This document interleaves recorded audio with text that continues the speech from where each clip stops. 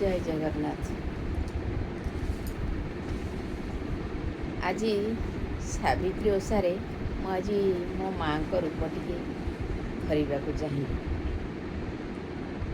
सावित्री व्रत प्रकृत स्वामी करा जाय थाए, यह निराट सत्य।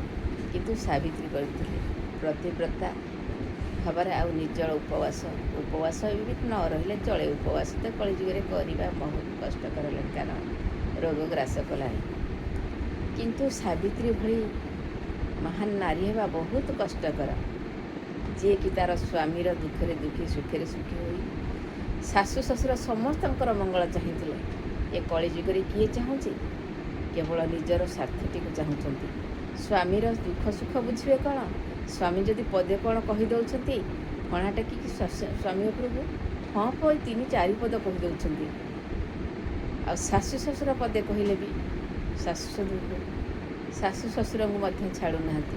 प्रकृत में आ द्वारा कौन सावित्री ओषा कले आपण पुण्यफल पाइबे।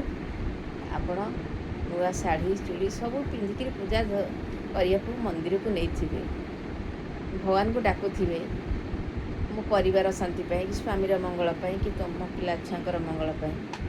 किंतु मंगलर मूल तत्व रही आम हृदय भितर। ये हृदयर सब सुंदर भावना आम सुंदर भाव सब मंगल हो जाए। यह परिवर्तन कर निश्चित आप सावित्रीर शुभफल टे पाइबे। यह निराट सत्य।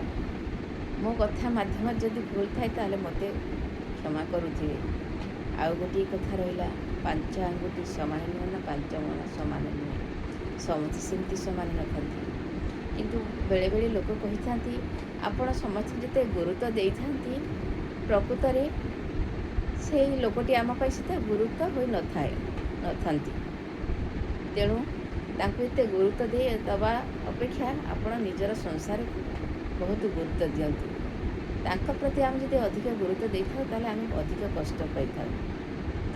सतरे जगार तू कौन सारा जगत को सृष्टि करिछु, सारा जगतर दुख कष्ट भल मंद समस्त तुलाऊछु, तू कौन कष्ट पाऊछु? तेबे जदि से भली संतान तू दुनिया को छाड़ी थबु, से भली संतान जदि समस्त अवश्य समय अनुसार फोन कॉल न करि पारंती, कथा न कहि पारंती, दूर में थाई पारंती, किंतु हृदय मंदिर में से समस्त को आपणार कर पूजा करते। समस्त मन सामान नुहे। आम जहाँ को गुरुत्व दे था से आम महान नुह बोली आप जानिले केमिति? आपण कथा प्रसंग हठात कहीदेले, किंतु आपण जानीपारी ना मूल तत्वटा, से कहते। किंतु ताहा जगन्नाथ जानिछंती।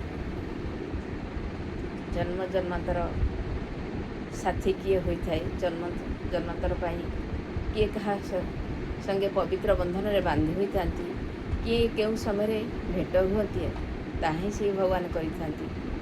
आ तो समस्त पाखे संभव नुहे। केवल जी भगवान को अनुसरण करुथिब से ही तार महत्व जानी। आपाई सारा जगतर लोक महान, सारा जगत पाई सी मंगल कामना करती। समस्त को मन को सुधारी दिंतु, समस्त को सुख शांति रखु।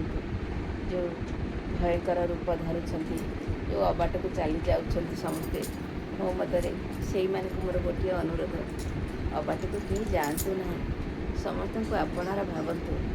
यह मो राधाकृष्ण एवं भक्ति भाव में कहूँ। आ मो कथा मध्यम जदि भूल थे पुणी थर भी आपण मानक मागि रहुछि।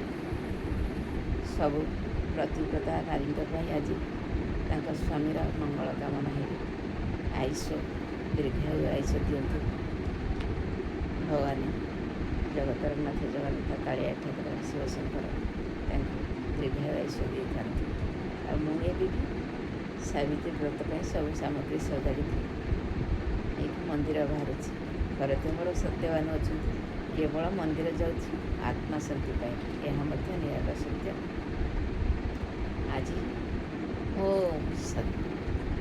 सका कहली मो सत्यवान को आज सका कहली मत टे पानी टी पीकी देकी जा।